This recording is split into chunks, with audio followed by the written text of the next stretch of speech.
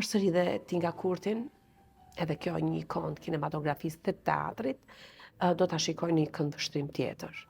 Dy gjëra janë kur jeton shumë. O do kesh azilin, o do jesh e vetmuar, në qoftë se ti nuk do t'i kesh njerëzit e dashur pranë.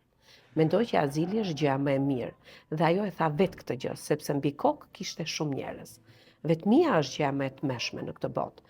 Vetmia është si një kam luajtur një rol unë hënat e fundme. Vetmia është si puna asaj që ti ecën në një shkret të tirë dhe në fakt ka njerëz, por ty të duket sikur ti je në një shkret të tirë. Në fakt njerëzit janë të shumt. Kështu që qasjen e Tinka Kurtit, ose mënyrën se si ku ajo jeton, mendoj që azili është më mirë.